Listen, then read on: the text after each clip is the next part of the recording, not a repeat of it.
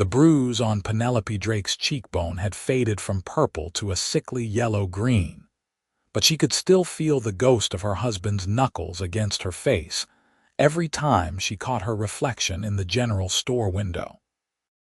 Ruby City, Idaho in the summer of 1878 was a place where women kept their eyes down and their troubles to themselves, and Penelope had learned that lesson well over the 5 years she had been married to Marcus Drake, the town's most successful mine owner and its most respected liar.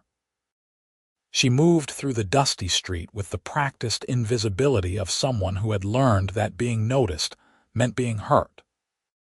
The basket on her arm held the few supplies Marcus had allowed her to purchase, and she counted each coin twice before handing it over to the shopkeeper, knowing that any discrepancy would be met with accusations and worse.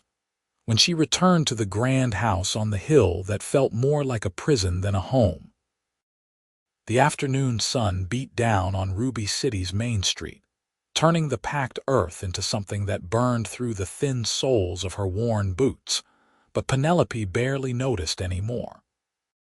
Pain had become such a constant companion that she had learned to welcome the small hurts because they distracted from the larger ones. She was so focused on getting home before Marcus noticed how long she had been gone that she did not see the horse until it was nearly on top of her. The animal reared back at the last second, and Penelope stumbled sideways, her basket flying from her hands and scattering its contents across the street. She hit the ground hard, her palms scraping against the rough dirt, and for a moment she just stayed there, waiting for the blow that always came after she did something wrong. "Madam, I am so sorry. Are you hurt?" The voice was deep and genuinely concerned, and when Penelope finally looked up, she found herself staring into the greenest eyes she had ever seen. The man attached to those eyes had dismounted quickly and was crouching beside her, his hat pushed back to reveal sun-bronzed features and dark hair that needed a trim. He reached out as if to help her up, then seemed to think better of it, his hand hovering uncertainly in the air between them. "I am fine," Penelope said automatically, the lie so practiced it came out smooth as silk. She tried to stand on her own, but her ankle twisted beneath her, and she would have fallen again if the stranger had not caught her elbow gently. "You are not fine," he said, and there was something in his voice that made it not an argument but simply a statement of fact. "Let me help you up, and then I will gather your things." Penelope wanted to refuse, wanted to pull away and run, but her body was already betraying her by leaning into his steady support. He helped her to her feet with a care she had forgotten existed, his touch firm enough to support her but light enough that she could have pulled away at any moment. Once she was standing, he released her immediately and began collecting the scattered contents of her basket. "You are bleeding," he said, nodding toward her hands. Penelope looked down and saw that her palms were indeed scraped raw, small beads of blood welling up through the dirt. "It is nothing," she said. "I should get home." "At least let me walk you there," the stranger said. "My horse nearly trampled you. The least I can do is make sure you get home safely." "No." The word came out sharper than Penelope intended, and she saw confusion flash across the man's face. She softened her tone, trying again. "Thank you, but that is not necessary. I live just up the hill." He followed her gaze to the large house that overlooked the town, and something changed in his expression. "You are Mrs. Drake," he said, and it was not a question. Penelope felt her spine stiffen. "I am."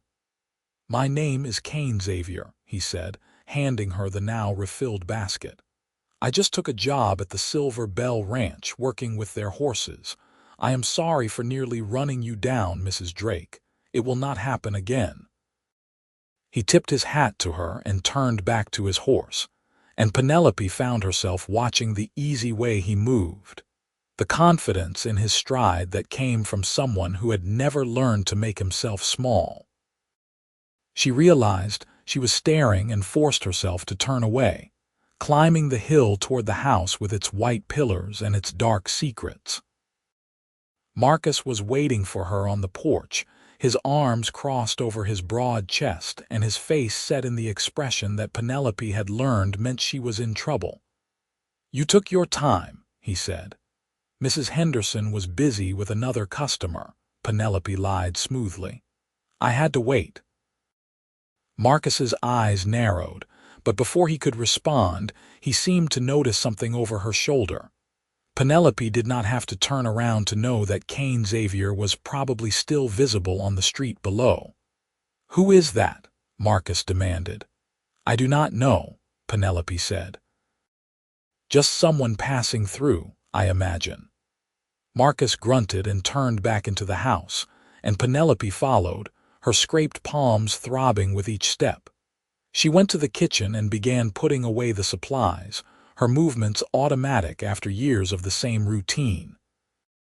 She washed her hands carefully, watching the water turn pink with her blood, and tried not to think about green eyes and a gentle touch. That night, Marcus came to her room drunk and angry about something that had happened at the mine. Penelope lay still and silent until it was over, staring at the ceiling and counting the cracks in the plaster. When he finally left, she turned her face into her pillow and did not cry because she had learned years ago that tears changed nothing. The next day dawned clear and hot, and Marcus left early for the mine without saying goodbye. Penelope went through her morning routine in the empty house, cleaning rooms that were already clean and preparing meals that would go mostly uneaten. Around mid-morning there was a knock at the kitchen door, which was unusual because visitors always came to the front.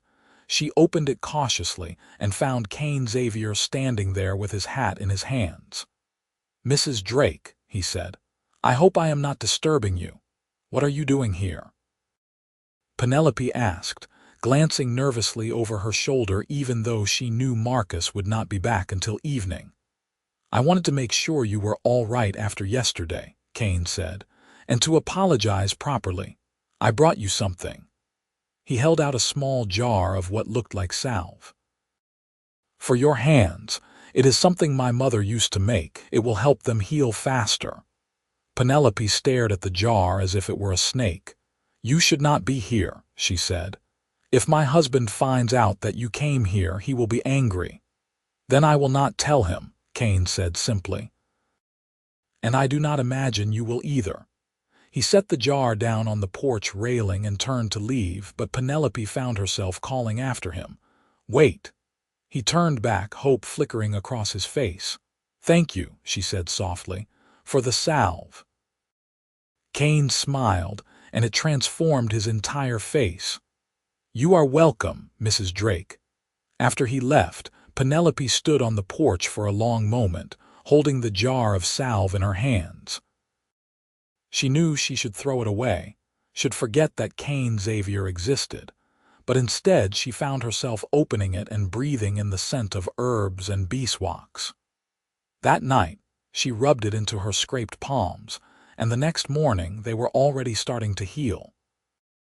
Kane Xavier did not come back the next day or the day after that, and Penelope told herself she was relieved. She went about her routine, keeping the house perfect and staying out of Marcus's way, and tried not to think about a stranger with kind eyes who had given her medicine for her wounds. 2 weeks after their first meeting, Penelope was in the general store when she heard Mrs. Henderson mention that the Silver Bell Ranch was having trouble with one of their new horses. "Stubborn beast will not let anyone near him," the shopkeeper was saying to another customer. Mr. Patterson was about ready to put him down, but that new fellow, Kane Xavier, said he could gentle him given time. Penelope felt her heart skip at the mention of Kane's name, and she hated herself for it. She purchased her supplies quickly and left, but as she was walking home, she found her feet taking her in a different direction, toward the Silver Bell Ranch on the outskirts of town. She told herself she was just curious, that she would only look from a distance. But when she reached the ranch, she could see Kane in the corral with a large black horse that was dancing nervously at the end of a lead rope. Kane was talking to the animal in a low, steady voice, his movements slow and deliberate. Penelope found herself drawn closer, leaning against the fence to watch. Kane did not try to force the horse to do anything. He just stood there, patient as stone, letting the animal get used to his presence. Every few minutes, he would take a small step closer, then wait again. It was mesmerizing to watch, this dance of trust and patience, and Penelope did not realize how much time had passed until Kane finally noticed her standing there. He gave the horse a final pat and came over to the fence, his shirt damp with sweat and his hair sticking to his forehead. "Mrs. Drake," he said, surprise evident in his voice. "What brings you out this way?" Penelope felt her face heat with embarrassment.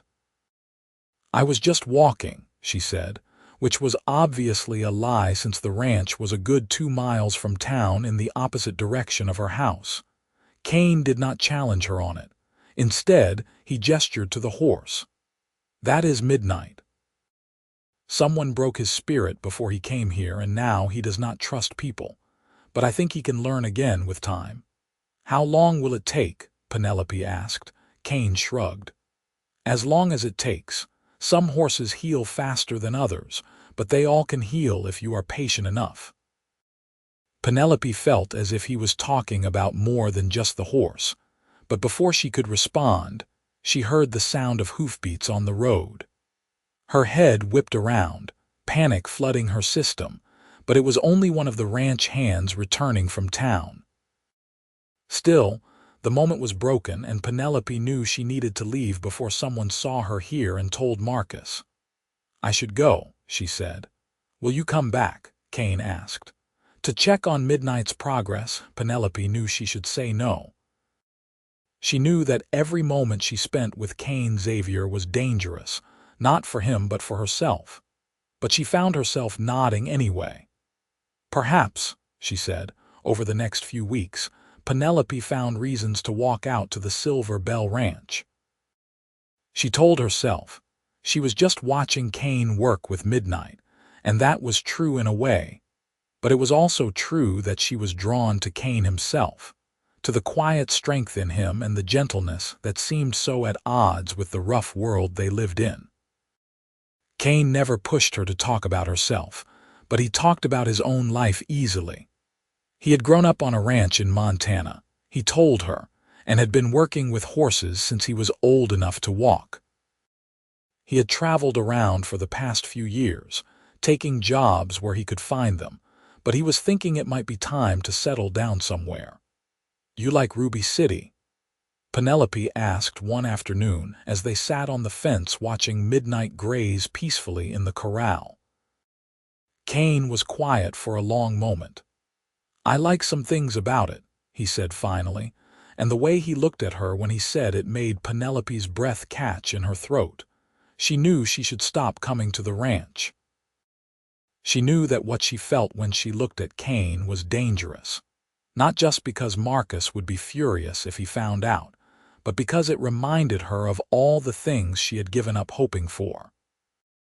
Kane represented everything she had lost over the years, all the dreams that Marcus had systematically beaten out of her until she could barely remember what it felt like to want something. But despite knowing all of this, Penelope kept coming back. She came back because Kane never raised his voice, never made sudden movements that caused her to flinch, never looked at her with anything but respect, and something else she was afraid to name. She came back because when she was with Kane, she could almost remember who she had been before Marcus, back when she was just Penelope Durant, a banker's daughter with dreams of love and adventure. One afternoon in early September, Penelope arrived at the ranch to find Kane sitting on the porch of the bunkhouse, his head in his hands. She approached cautiously, worried something was wrong. "Kane," he looked up quickly, and she saw that his knuckles were scraped and swollen. "Penelope," he said, then seemed to catch himself. "Mrs. Drake, I am sorry, I should not have called you that." "It is all right," Penelope said, surprised by how much she liked hearing her name in his mouth. "What happened to your hands?" Kane looked down at his knuckles and sighed. "Got into a fight in town. Some men were hassling a woman outside the saloon, and I told them to leave her alone. They did not take kindly to that." Penelope felt something warm bloom in her chest, followed immediately by fear. "You should not have done that," she said. "You could have been hurt." "She was scared," Kane said simply. "No one should have to feel that way." Penelope thought about all the times she had been scared, all the times someone could have helped her but had looked the other way instead. She sat down beside Kane on the porch, closer than she should have, and before she could stop herself, she reached out and took his hand in hers. "Let me help," she said. "I have salve at home. The salve you gave me, I never used all of it." Kane looked at their joined hands, and Penelope saw his throat work as he swallowed. "You kept it," he said softly. "Of course I kept it," Penelope said. "It helped." They sat there for a long moment, her small hand cradling his much larger one, and Penelope felt something shift between them, something that had been building for weeks finally crystallizing into something undeniable. Kane turned his hand over so their palms were pressed together, his thumb brushing gently across her wrist. "Penelope," he said, and this time it was not an accident. "I know I have no right to say this, but I need you to know that I care about you, more than I should, more than is smart or proper. And if there was ever anything I could do to help you, anything at all, I hope you would tell me." Penelope felt tears prick at the corners of her eyes, the first tears she had allowed herself in months. "There is nothing anyone can do," she said. "I made vows, Kane, before God and everyone. I am Marcus Drake's wife, and that is how it will be until one of us dies." "Does he hurt you?" Kane asked, and there was steel beneath the gentleness in his voice now. Penelope pulled her hand away and stood up. "I should not have come here," she said. "I should not have let this happen." "Let what happen?" Kane stood too, and he was close enough that she could feel the heat coming off his body. "Let yourself have a friend. Let yourself be treated with kindness. Those are not crimes, Penelope." "They are if you are a married woman," Penelope said. "And it is more than friendship, Kane. We both know that." Kane did not deny it. Instead, he reached out and gently touched the side of her face, his fingers barely grazing her cheek. "Then tell me to stop coming to town," he said. "Tell me you do not want to see me anymore, and I will leave Ruby City tomorrow. I will not make your life harder than it already is." Penelope closed her eyes, leaning into his touch despite herself. She knew she should tell him to go. She knew that every moment she spent with Kane was a betrayal of her vows and a danger to them both, but the words would not come. Instead, she found herself saying, "I do not want you to leave." Kane exhaled shakily, and when Penelope opened her eyes, she saw her own conflicted emotions reflected back at her. "Then what do we do?" he asked. "I do not know," Penelope admitted, "but I cannot give you up, not yet. Is that terribly selfish of me?" "No," Kane said firmly. "You are allowed to have something for yourself, Penelope, even if it is just this." They stood there on the porch of the bunkhouse, not quite touching but close enough that the space between them felt charged with possibility. Finally, reluctantly, Penelope stepped back. "I need to get home," she said. "Marcus will be back soon." Kane nodded, his jaw tight. "Be safe," he said, and Penelope heard all the things he was not saying in those two simple words. The walk back to town felt longer than usual, and by the time Penelope reached the house on the hill, the sun was setting. She slipped in through the kitchen door and started preparing dinner, her hands moving automatically through the familiar tasks. When Marcus came home an hour later, she had a meal on the table and a smile on her face, and he did not notice anything different about her. But everything was different. Penelope lay awake that night, Marcus snoring beside her, and thought about Kane's words. "You are allowed to have something for yourself." It was such a simple statement, but it felt revolutionary. For years, Marcus had controlled every aspect of her life, from what she wore to what she ate to who she spoke to. He had isolated her from her family back east, had systematically stripped away every piece of independence until she had nothing left that was truly hers. Except now she had Kane. Not in any real sense, not in any way that mattered, but she had his friendship and his kindness, and the way he looked at her as if she was something precious. It was not enough, not nearly enough, but it was more than she had had in years. The next time Penelope went to the ranch, she found Kane working with Midnight in the corral. The horse that had once been so skittish was now allowing Kane to touch him all over, to pick up his hooves, even to rest a saddle blanket across his back. The transformation was remarkable. "He is healing," Penelope said from her spot on the fence. Kane looked over at her and smiled. "He is. Slowly but surely. He still has bad days, days when something spooks him and he forgets that he is safe now, but those days are getting fewer and farther between." "You have been good for him," Penelope said. "Time has been good for him," Kane corrected. "I just gave him a safe place to find himself again." Penelope watched Kane move around the horse, his hands steady and sure, and felt her heart ache with wanting. She wanted this for herself, this steady patience, this gentle rebuilding of something that had been broken. She wanted Kane. The thought was so clear and so terrifying that Penelope nearly fell off the fence. Kane noticed her distress and came over quickly. "Are you all right?" "I am fine," Penelope said automatically, but Kane just raised an eyebrow at her. "You are not fine," he said, echoing his words from that first day. "Talk to me, Penelope." She looked at him, at this man who had somehow become essential to her in just a few short weeks, and made a decision. "Come for a walk with me," she said. Kane nodded and climbed over the fence, and they walked together away from the ranch, following a narrow path that led up into the foothills. Neither of them spoke until they were well out of sight of the buildings, hidden among the scrub pine and sage. "I have been married to Marcus for 5 years, Penelope said finally. "I met him when he came east on business. He was so charming, so attentive. My father thought he was a good match, and I was foolish enough to believe in romance. We were married within 6 months, and he brought me out here to Idaho." She paused, gathering her courage. Kane waited silently beside her, not pushing, just listening. "It started small," Penelope continued. "He would criticize the way I dressed or the way I kept house. He said he was just trying to help me be better. Then he started telling me who I could and could not talk to. He said the other women in town were gossiping about me, and he was just protecting me. By the time I realized what was happening, I was completely isolated."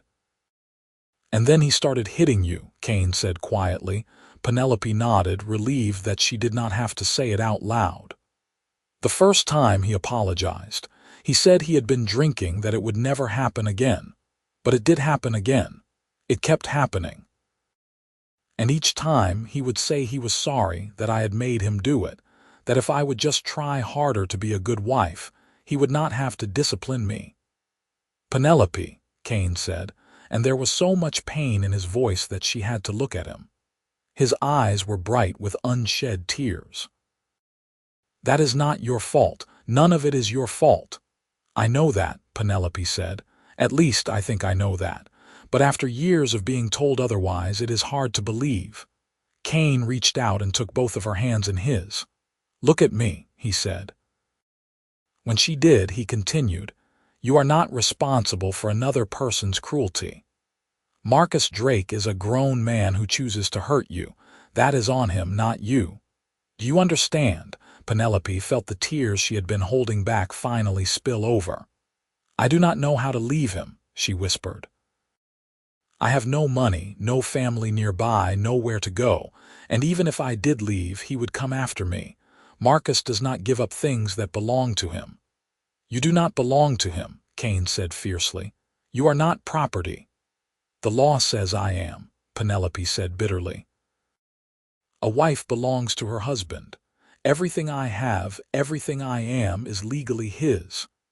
Kane was quiet for a long moment, his jaw working. What if you were not his wife anymore? Are you suggesting I kill him? Penelope asked, half joking. No, Kane said. I am suggesting we run away together. Penelope stared at him. What? Run away with me, Kane repeated. We could leave tonight, right now. I have some money saved up. We could go to California or Oregon, somewhere far enough away that Marcus could not find us. We could start over. Kane, that is insane, Penelope said, but her heart was racing at the possibility. Even if we did run away, I would still be legally married to Marcus, and if he found us, he could have you arrested for kidnapping or worse. Then we will make sure he does not find us, Kane said. Penelope, I know this is crazy. I know we have only known each other for a few weeks. But I also know that I have never felt about anyone the way I feel about you, and I cannot stand by and watch him hurt you anymore. Penelope wanted to say yes.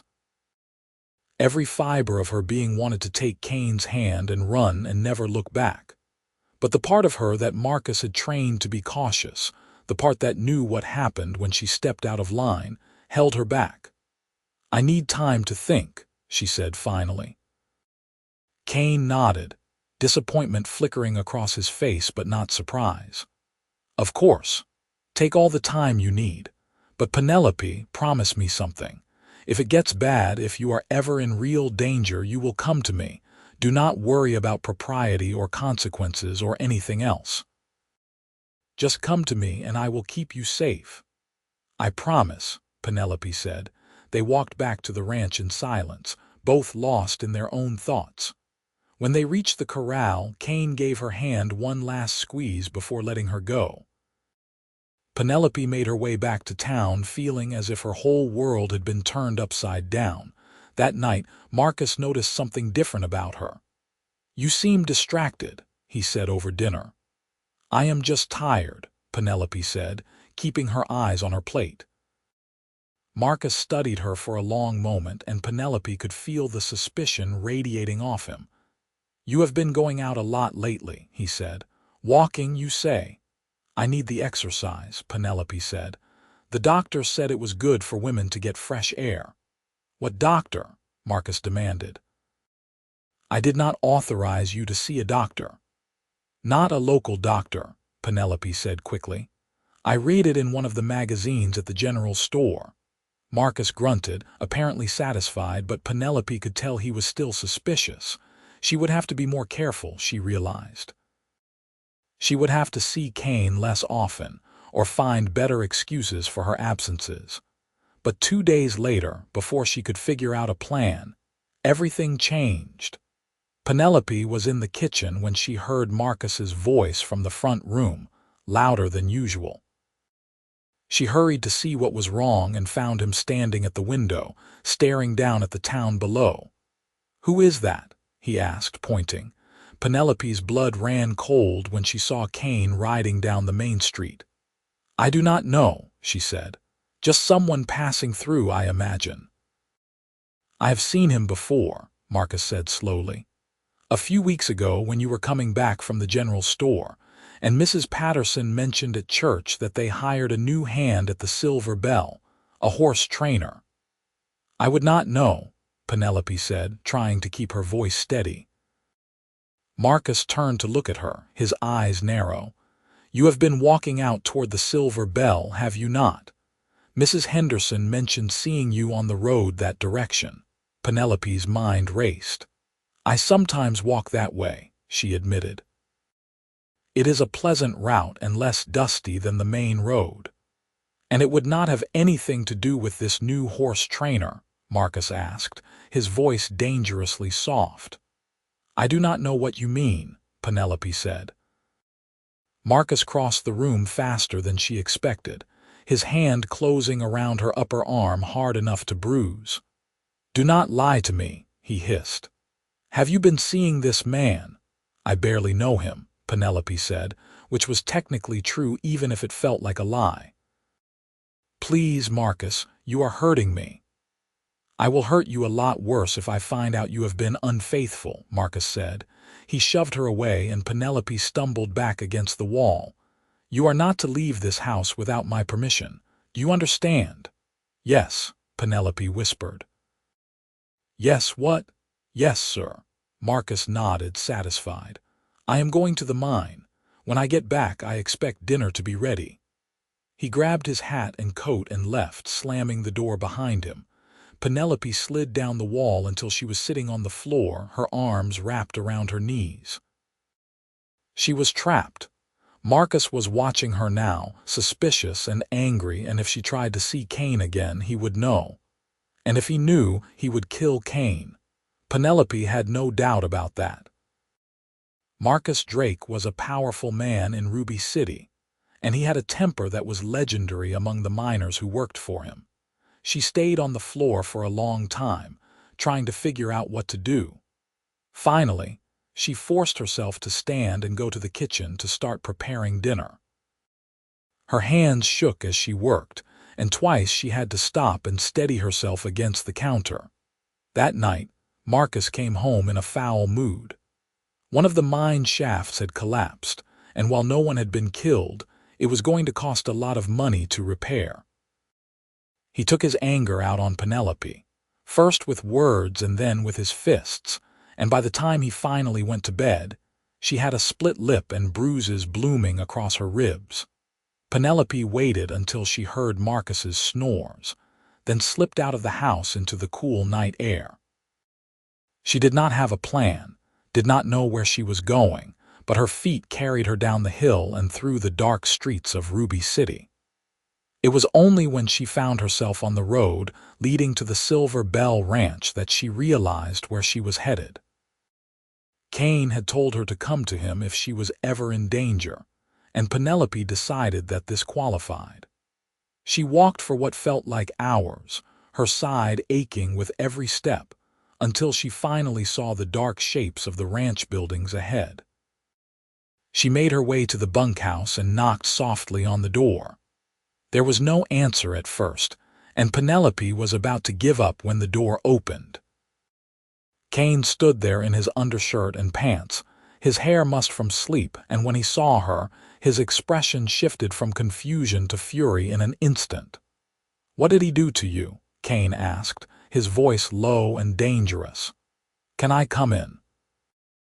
Penelope asked, suddenly aware that she was standing outside a bunkhouse in the middle of the night in her nightgown and shawl.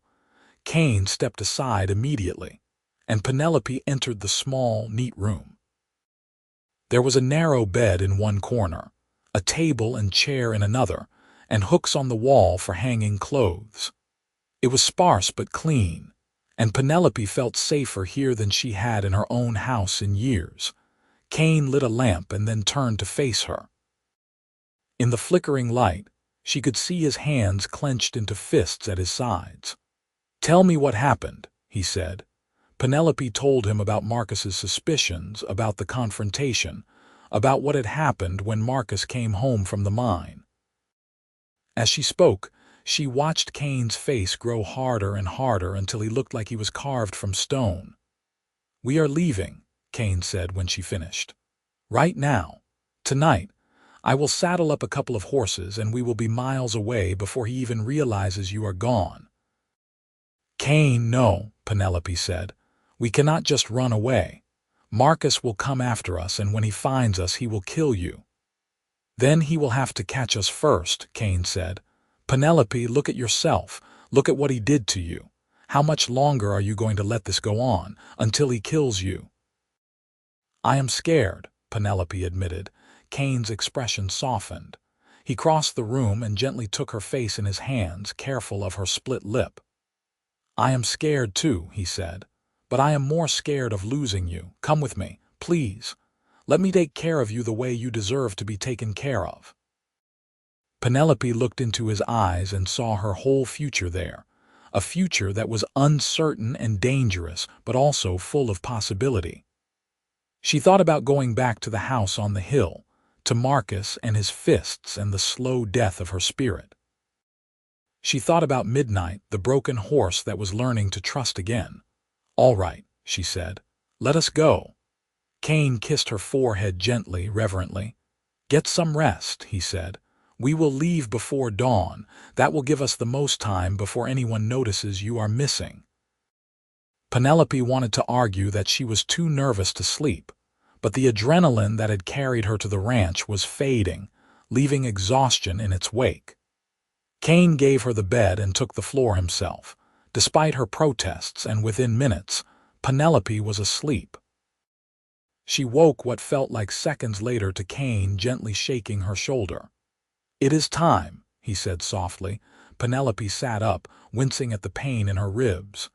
Kane helped her to her feet and handed her a bundle of clothes. "These belong to my sister," he said. "She was about your size. You cannot ride in a nightgown." Penelope changed quickly while Kane waited outside, and when she emerged, she was wearing a simple blouse and split riding skirt that was far more practical than anything in her own wardrobe. Kane had saddled 2 horses, and he helped her mount the smaller of the 2, a gentle mare named Daisy. "Ready?" he asked.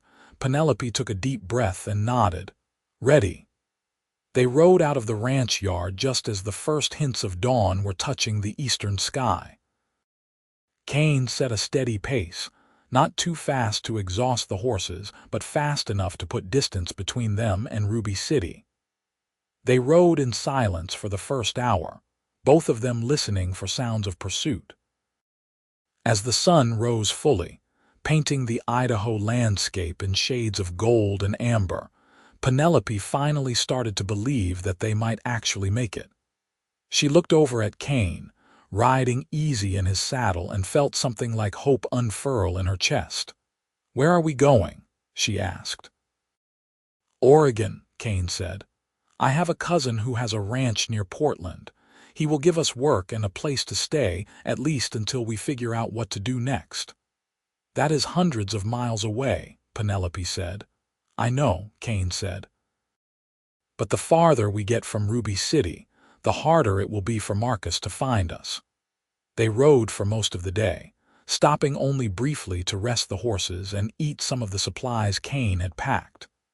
As the sun began to set, Kane led them off the main road to a small clearing near a creek. "We will camp here tonight," he said, helping Penelope down from her horse. "How are you holding up?" "I am all right," Penelope said, though in truth she was exhausted and sore. The ride had aggravated her bruised ribs and every breath hurt. Kane seemed to sense this. He made camp quickly and efficiently, building a small fire and heating water in a battered pot. When it was warm, he dampened a cloth and gently cleaned the cut on Penelope's lip. "I wish I could take away your pain," he said softly. "You are," Penelope said. "Just by being here, you are." That night, they lay on opposite sides of the fire, each wrapped in a bedroll, and Penelope found herself wishing she was brave enough to cross the space between them. She wanted to feel Kane's arms around her, wanted to know what it was like to be held by someone who cared about her. But she was still legally married, and despite everything Marcus had done, Penelope found that her sense of propriety was hard to shake. They rose before dawn the next morning and continued west. The landscape gradually changed as they left the mining country behind, becoming more forested and green.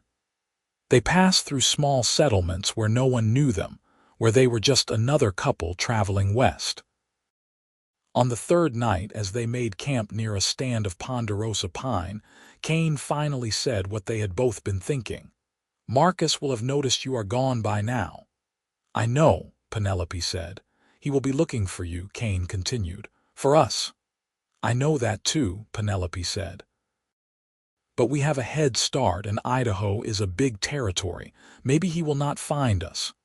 Kane poked at the fire with a stick. "And if he does, then we will deal with it," Penelope said, surprised by the steel in her own voice. "I am not going back to him, Kane, no matter what. I would rather die than go back to that house." "It will not come to that," Kane said firmly. "I promise you, Penelope, I will keep you safe." They sat in comfortable silence for a while, watching the fire crackle and spark. Finally, Penelope gathered her courage and moved around the fire to sit beside Kane. He looked at her in surprise but did not pull away when she leaned her head against his shoulder. "Thank you," she said, "for giving me my life back." Kane wrapped an arm around her carefully, mindful of her injuries. "You gave it back to yourself," he said. "You are the one who decided to leave. You are the one who walked to the ranch that night. I just gave you a reason to hope it was possible." "That is more than anyone else has done in 5 years," Penelope said. They stayed like that until the fire burned down to embers, and when they finally separated to go to their respective bedrolls, Penelope felt warmer than she had in years. Over the next week, they fell into a rhythm. They rode during the day, making steady progress west, and at night they made camp and talked about everything and nothing. Kane told her about growing up on a ranch in Montana, about his parents who had died when he was young, about the sister who had married a soldier and moved east. Penelope told him about her childhood in Boston, about the father who had been more interested in business than family, about the mother who had died when Penelope was 12. "Is that why you married Marcus?" Kane asked one night. "Because you had no one else?" Penelope considered the question. "Partly," she admitted. "My father wanted me settled, and Marcus seemed like a good prospect. He was wealthy and successful, and I thought I loved him in the beginning. Or maybe I just loved the idea of having someone to belong to." "You do not need to belong to anyone," Kane said. "You just need to belong to yourself." "I am learning that," Penelope said. "Thanks to you." They had been on the road for nearly 2 weeks when they finally crossed into Oregon. The landscape here was dramatically different from Idaho, with towering evergreens and a dampness in the air that spoke of nearby oceans. Penelope felt as if she had entered another world entirely, far removed from the dusty mining town where Marcus Drake held sway. Kane's cousin's ranch was still another 3 days' ride away, but Penelope found herself almost reluctant to reach it. These past 2 weeks had been strange and difficult, but they had also been freeing in a way she had never experienced. It was just her and Kane and the open road, no one to answer to, no one to hide from. On what should have been the second to last night of their journey, everything changed. They had made camp in a small canyon, and Penelope was preparing their meager dinner when she heard the sound of horses approaching.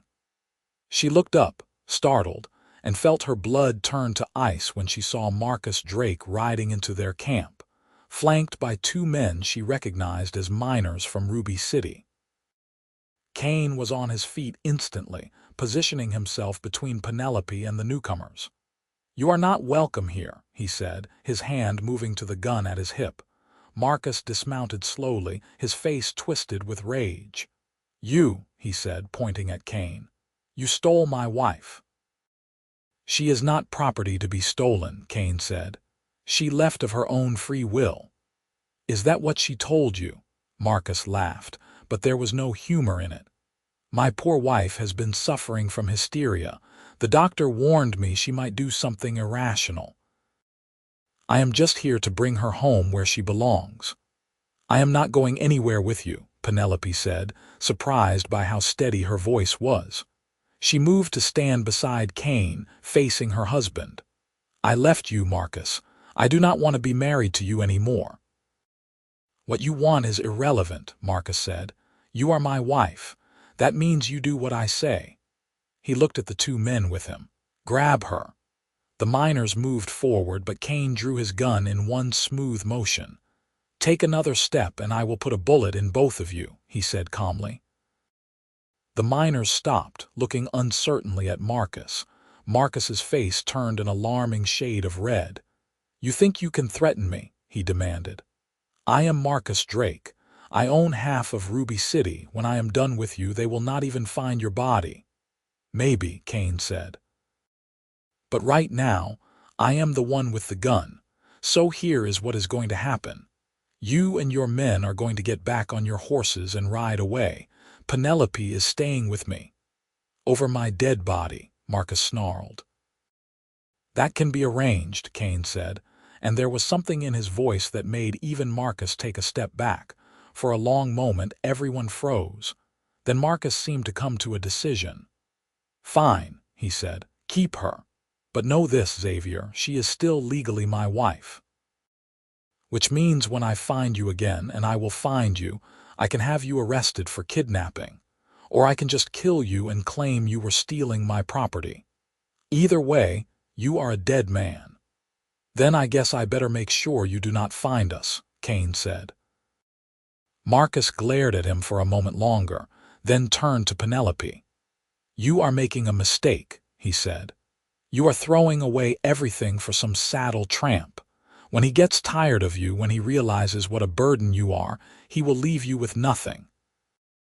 And when that happens, do not come crawling back to me." "I would rather starve than come back to you," Penelope said. Something flickered in Marcus's eyes, something that might have been hurt if Penelope had believed him capable of that emotion. Then his expression hardened again, and he mounted his horse. "Let us go," he said to the miners. "She has made her choice. Let her live with the consequences."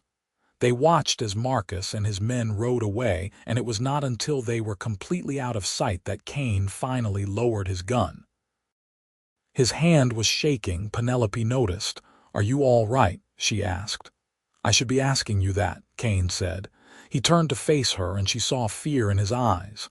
"I thought he was going to try to take you." "He might have if you had not stood up to him," Penelope said. "Thank you."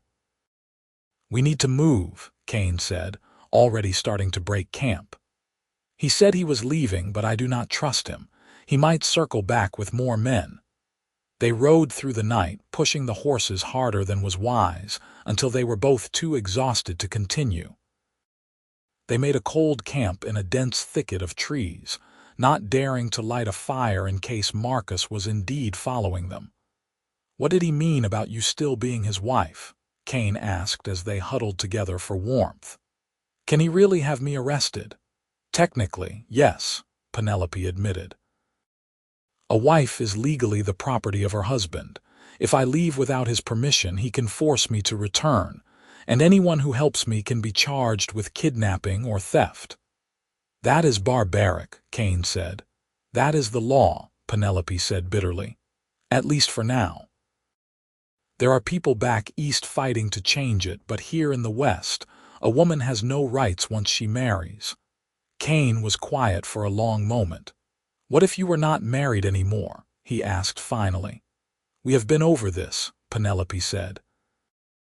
"Divorce is nearly impossible, especially without the husband's consent, and Marcus would never consent."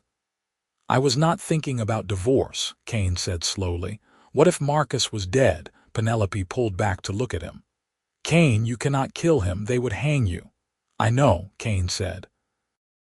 "I am not suggesting that. But Marcus is not a young man, and he has a lot of enemies. Mining is dangerous work. Accidents happen." "You are talking about murder," Penelope said. "I am talking about justice," Kane said. "But you are right. It is wrong. I am sorry I even suggested it." They lapsed into silence, each lost in their own thoughts. Penelope knew that Kane was right in a way. As long as Marcus was alive, she would never truly be free. But she also knew that she could not ask Kane to become a murderer for her sake. They would just have to keep running, keep hiding, and hope that eventually Marcus gave up. They reached Kane's cousin's ranch 2 days later, exhausted and hungry but alive. The cousin, a weathered man named Kane Xavier, took one look at them and seemed to understand without being told that they were running from something. "You can stay as long as you need," he said. "But if there is trouble following you, I need to know about it."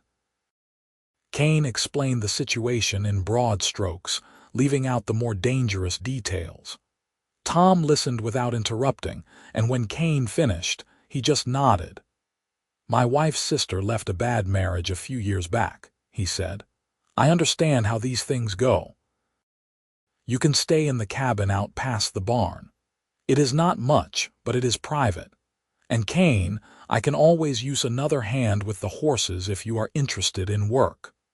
"Thank you," Kane said, and Penelope could hear the relief in his voice. The cabin was small, just one room with a fireplace and a bed and a table, but after weeks on the trail, it felt like a palace. Penelope sank onto the bed and closed her eyes, finally allowing herself to believe that they might actually be safe. Over the next few weeks, they settled into a new routine. Kane worked with Tom's horses during the day, while Penelope helped Tom's wife with the house and garden. It was hard work but honest work, and for the first time in years, Penelope felt useful. She and Kane were living together now, sharing that tiny cabin, though Kane insisted on sleeping on the floor despite Penelope's protests that it was ridiculous. They danced around each other carefully, both aware of the tension building between them but neither willing to acknowledge it. One night, about a month after they had arrived at the ranch, Penelope finally broke the silence. "Kane," she said, "you do not have to sleep on the floor. The bed is big enough for both of us." Kane looked up from where he was spreading his bedroll. "That would not be proper," he said. "I think we are past proper," Penelope said. "We ran away together.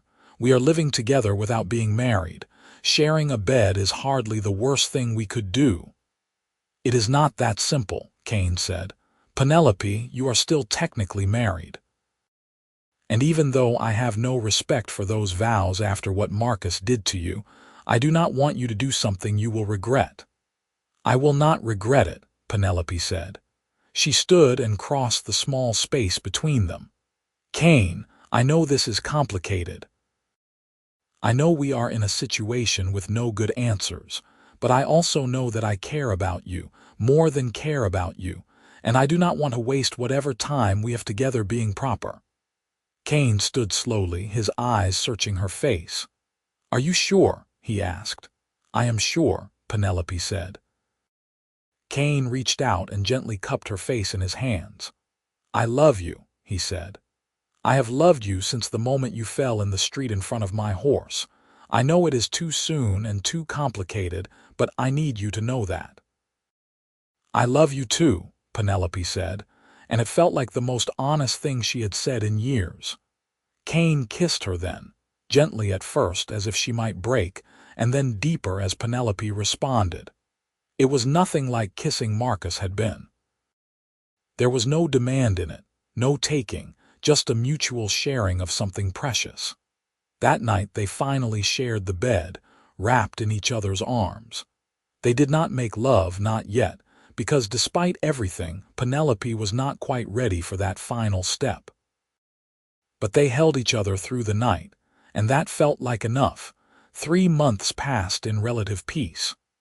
Penelope's bruises faded, and the haunted look in her eyes began to lift. She laughed more, smiled more, began to look forward to each day instead of simply enduring it. Kane was patient with her, never pushing, always letting her set the pace of their relationship. Then one afternoon in late December, a rider came to the ranch with news from Idaho. Marcus Drake was dead. Penelope felt as if she had been punched in the stomach. "What happened?" she asked. The rider, one of Tom's ranch hands who had been in the nearest town, shrugged. "Heard it from a fellow passing through from Ruby City. Said there was a cave-in at one of Drake's mines. He went down to inspect it, and the whole thing collapsed. Killed him and 3 others instantly." After the rider left, Penelope sat on the porch of the cabin, trying to process what she felt. She had hated Marcus, had feared him, but she had also spent 5 years married to him. His death should mean something, should stir some emotion, but all she felt was a vast, overwhelming relief. Kane found her there an hour later. "How are you?" he asked, sitting beside her. "I do not know," Penelope admitted. "Is it wrong that I am glad he is dead?" "No," Kane said firmly. "He hurt you, Penelope. You have every right to be glad that he cannot hurt you anymore." "I am free," Penelope said, testing the words. "Truly free. For the first time in 5 years, I am not married to Marcus Drake." "You are free," Kane agreed. They sat in silence for a while, watching the sun set over the Oregon landscape. Finally, Penelope turned to Kane. "What happens now?" she asked. "What do you want to happen?" Kane asked. Penelope thought about it. "I want to stay here," she said. "I want to keep working with the horses, keep living in this cabin, and I want to marry you if you will have me."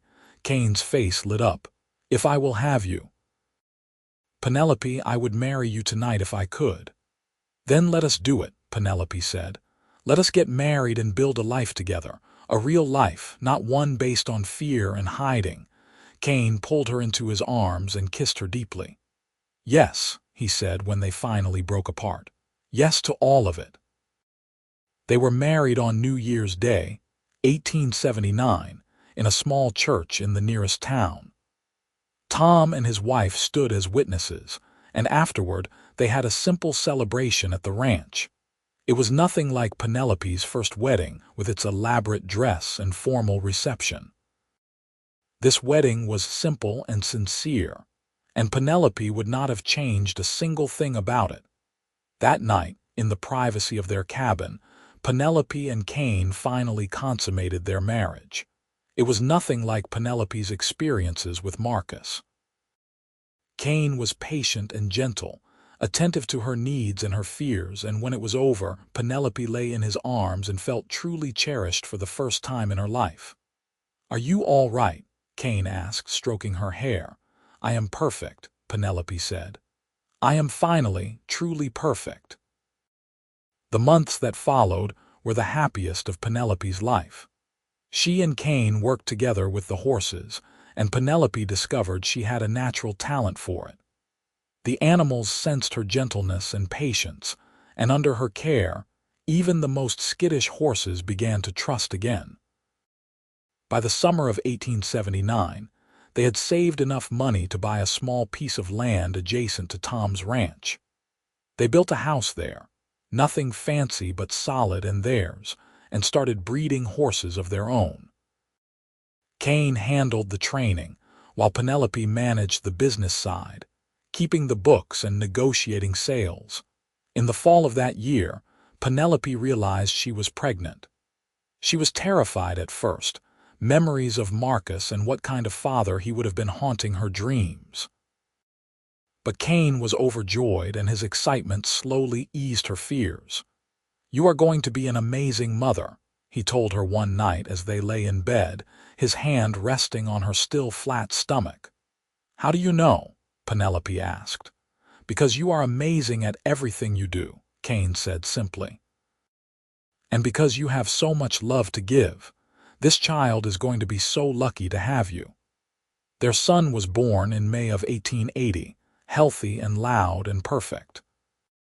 They named him William, after Kane's father, and from the moment Penelope held him in her arms, she knew that she would do anything to protect him and give him the childhood she had never had. Kane was a wonderful father, patient and playful with William in a way Marcus never could have been. Penelope would watch them together, Kane teaching their son to walk, to ride, to laugh, and feel grateful beyond measure for the path her life had taken. 2 years later, they had a daughter they named Sarah. She had Penelope's dark hair and Kane's green eyes, and she was as fearless as her brother was cautious. Together, William and Sarah filled the house with noise and love, and Penelope found she had never been happier. One afternoon in the summer of 1883, Penelope was working in the garden while William and Sarah played nearby. Kane rode up on one of their horses, and even from a distance, Penelope could tell something had happened. "What is wrong?" she asked as he dismounted. Nothing is wrong, Kane said, but his expression was serious. I ran into someone in town today, a man from Ruby City. Penelope felt her stomach clench. What did he want? He recognized me from when I worked at the Silver Bell, Kane said. He asked if I had ever heard what happened to Mrs. Drake after her husband died. Apparently, there was some question about whether she might have been involved in the mine collapse. What? Penelope felt panic rising in her chest. But I was not even in Idaho when Marcus died. I was here with you. I know that, and you know that, Kane said. But apparently, some people in Ruby City had questions. The investigation did not go anywhere because no one could prove anything, but there were rumors. You think they will come looking for me? Penelope asked. No, Kane said firmly. Marcus has been dead for years now. And even if someone did come, we have witnesses who can vouch that you were here in Oregon at the time. Tom and his wife would testify to that. But there will always be whispers, Penelope said softly. People will always wonder. Kane pulled her into his arms. Let them wonder, he said. We know the truth, and anyone who matters knows the truth. The rest is just gossip. Penelope nodded against his chest, trying to calm her racing heart. She had been so happy these past few years that she had almost forgotten about her life before Oregon, before Kane. But the past had a way of catching up with you, no matter how far you ran. That night, after the children were asleep, Penelope and Kane talked about what to do. We could move again, Kane suggested. Go farther north, maybe into Washington territory, start fresh where no one knows us. No, Penelope said. I am tired of running. We have built a life here, Kane. We have friends and a business and a home. I will not give that up because of gossip and rumors. Then we stay, Kane said, and we hold our heads high. We have nothing to be ashamed of. Nothing except running away with another woman's husband, Penelope said wryly. You mean a woman running away from a man who was beating her, Kane corrected. There is a difference. Over the next few months, the gossip from Ruby City did reach Oregon, but by that time, Kane and Penelope were so well established in the community that most people dismissed it as nonsense.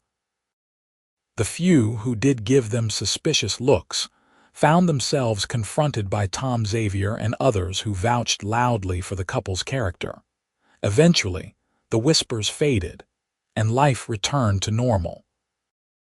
Penelope threw herself into her work and her family, determined to make the most of the second chance she had been given. She taught William and Sarah to read and write, to be kind and honest, to stand up for what was right. She told them about their grandfather Marcus, but she did not tell them everything. That story was too dark for children to hear. As the years passed, the horse ranch prospered. Kane and Penelope became known throughout Oregon for breeding some of the finest horses in the territory, and people came from as far away as California to buy their stock. They hired ranch hands to help with the work, and eventually, they were able to build a larger house to accommodate their growing family when a third child, another son they named James, was born in 1886. On their 10th wedding anniversary, Kane surprised Penelope by taking her on a trip to Portland. They stayed in a real hotel, ate in fancy restaurants, and spent 2 days just enjoying each other's company without the demands of the ranch and the children. On the last night of their trip, as they walked along the waterfront watching the sun set over the river, Kane stopped and turned to face Penelope. Do you ever regret it? He asked. Leaving Ruby City with me, the way it all happened. Penelope looked up at him, at this man who had given her back her hope when she thought it was lost forever, and shook her head. Not for a single moment, she said. You saved my life, Kane. You saved your own life, Kane said. I just gave you a hand. You gave me more than that, Penelope said. You gave me patience when I needed it. You gave me safety when I had none. You showed me that love is not supposed to hurt, that I was worth more than I had been taught to believe. You gave me back myself, one small day at a time." Kane pulled her close, and they stood there on the waterfront as the sun painted the sky in shades of orange and pink. "I would do it all again," he said. "Every moment, every risk. Because you are worth it, Penelope. You have always been worth it." They returned to the ranch refreshed and ready to tackle whatever challenges lay ahead.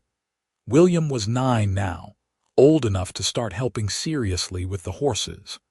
Sarah was 7, and already showing signs of having her father's way with animals.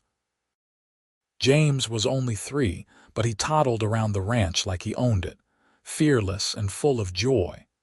In 1890, Idaho finally achieved statehood, and with it came new laws that gave women more rights than they had had before. Penelope read about it in the newspaper and felt a bittersweet satisfaction. These changes had come too late for her first marriage, but they would protect other women, other daughters. That mattered. As the century drew to a close, Penelope found herself reflecting more and more on the journey that had brought her to this place. She thought about the scared, beaten-down woman who had fallen in the street in front of a cowboy's horse, and she barely recognized herself in that memory. She had been so hopeless then, so convinced that her life would never be anything more than survival. But Kane had seen something in her that she had not seen in herself. He had seen strength and resilience and the capacity to heal. And day by day, moment by moment, he had helped her see it too. He had been patient when she needed patience, gentle when she needed gentleness, and fierce when she needed someone to stand between her and the darkness. In the spring of 1895, William married a local girl named Emma, and they built a house on the far side of the property. Penelope watched her son with his new wife and saw the same gentleness in him that she saw in Kane, and she knew that she had broken the cycle of violence that could have continued through generations. Sarah, at 16, was already an accomplished horsewoman and showed no interest in marriage yet. She wanted to travel, she told her parents, to see California and maybe even go back east to see where her mother had grown up. Penelope and Kane gave her their blessing, knowing that she had the strength and intelligence to make her own way in the world. James was 12 and already talking about joining the army someday, full of dreams and ambitions that made Penelope's heart swell with pride and ache with worry, in equal measure. One evening in late summer, Penelope and Kane sat on the porch of their house, watching the sun set over the land they had built together. They were in their 40s now, their hair beginning to gray, but the love between them was as strong as ever. "Do you remember that first night I came to the ranch?" Penelope asked. "When you asked me to run away with you, of course," Kane said. "I was terrified you would say no." "I was terrified I would say yes," Penelope admitted. "I had no idea if we would make it, if Marcus would find us, if we would even survive the journey. But I knew that staying was a kind of death, and at least with you, I had a chance at life." "And look at us now," Kane said, gesturing to the sprawling ranch, the house, the life they had built. "We made it, Penelope. Against all odds, we made it." "We did," Penelope agreed. She leaned her head against his shoulder, and they sat in comfortable silence as the sky darkened and the stars began to appear.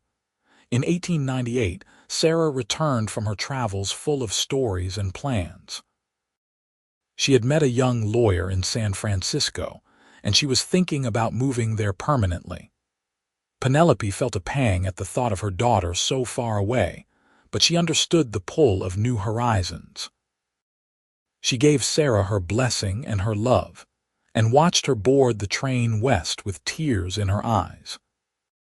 James did join the army when he turned 18 in 1904, and Penelope spent sleepless nights worrying about him until his letters arrived, full of excitement about the training and the places he was seeing.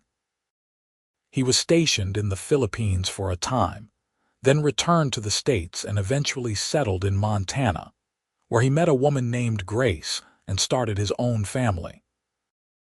As Penelope and Kane grew older, they gradually handed over more of the ranch's daily operations to William and Emma, who had proven themselves capable managers. They still helped out, still worked with the horses they loved, but they also had more time to simply enjoy each other's company. In the summer of 1910, the entire family gathered at the ranch for Penelope and Kane's 31st wedding anniversary. William and Emma were there with their 4 children. Sarah came from San Francisco with her husband and 2 daughters. James traveled from Montana with Grace and their 3 sons. The house was full of noise and laughter and love, and Penelope stood in the middle of it all, feeling overwhelmed with gratitude. That night, after everyone had gone to bed, Penelope and Kane walked out to the horse barn, something they had done countless times over the years. They found Midnight's great-great-grandson, a beautiful black stallion named Shadow, dozing in his stall. The horse nickered softly when he saw them. "Remember Midnight?" Kane asked, stroking Shadow's nose. "How could I forget?" Penelope said. "He was the first horse I ever really worked with, the one who taught me that broken things could heal." "You taught me that," Kane said. "Watching you heal, watching you become strong again, that was the most amazing thing I have ever witnessed." Penelope turned to look at her husband, this man who had been her rock for more than 3 decades. His hair was white now, his face lined with age, but his green eyes were just as kind as they had been that first day in Ruby City. "I could not have done it without you," she said.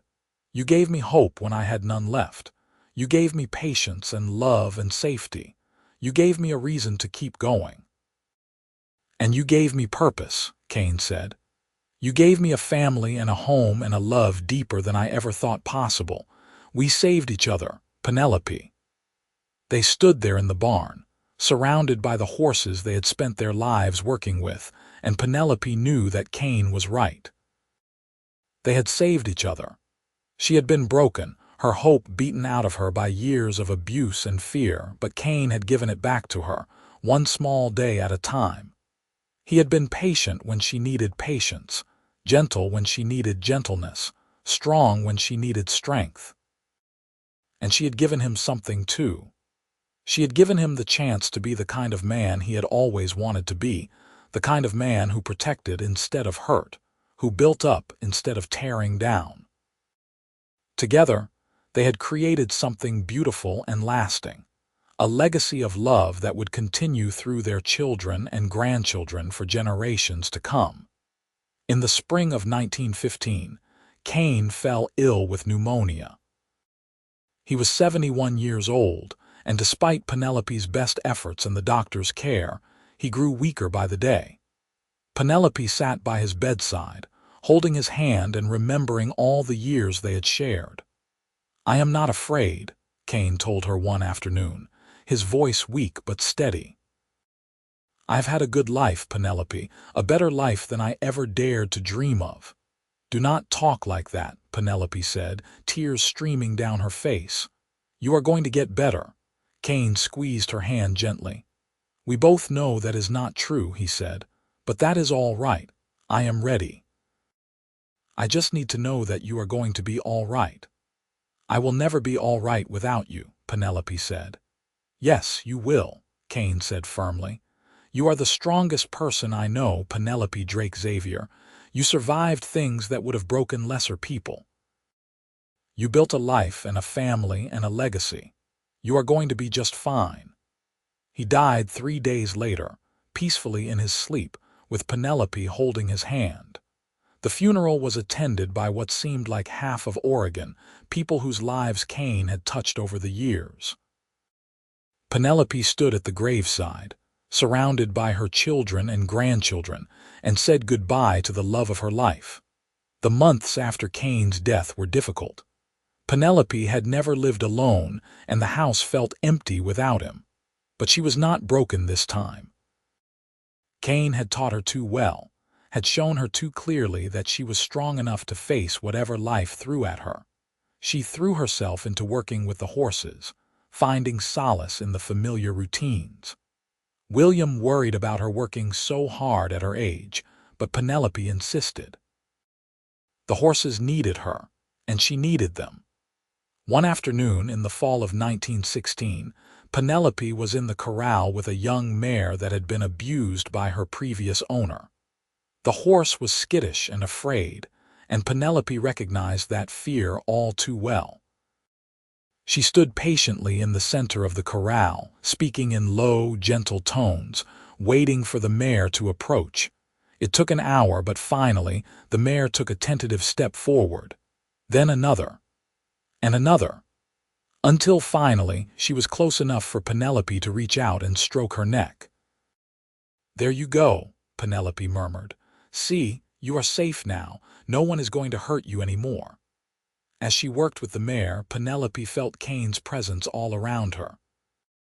She heard his voice in her mind, patient and kind, reminding her that healing takes time, that trust must be earned slowly, one small moment at a time. Penelope lived for another 10 years, dying peacefully in her sleep in 1926 at the age of 73. She was buried next to Kane on a hill overlooking the ranch they had built together, and her gravestone bore a simple inscription: "Beloved wife, mother, and grandmother." She taught us that hope can always be restored. At her funeral, Sarah stood up and told the gathered crowd about her mother's life, about the courage it took to leave Ruby City all those years ago, about the patience her father had shown in helping her mother heal. She spoke about the legacy of love and strength that Penelope had left behind, a legacy that lived on in her children and grandchildren and great-grandchildren. "My mother's hope had been beaten out of her for years," Sarah said, her voice strong and clear. "But my father gave it back to her, one small day at a time. And in doing so, he taught all of us what real love looks like. It is patient and kind and gentle. It builds up instead of tearing down. It heals instead of hurting. That is the gift my parents gave us, and that is the legacy we must carry forward." The ranch continued to thrive for generations, run by Penelope and Kane's descendants.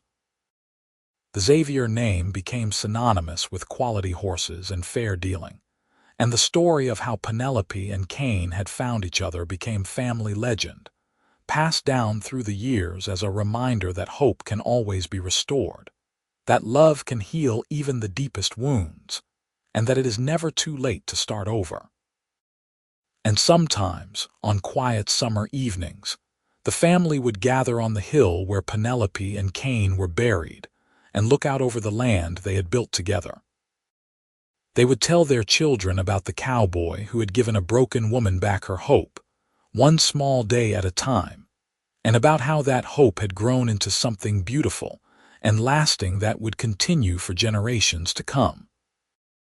It was a story of love and patience, of courage and healing, of two people who had found each other against all odds and built something that would outlast them both. It was a story that proved that even in the darkest times, hope can be restored, one small day at a time.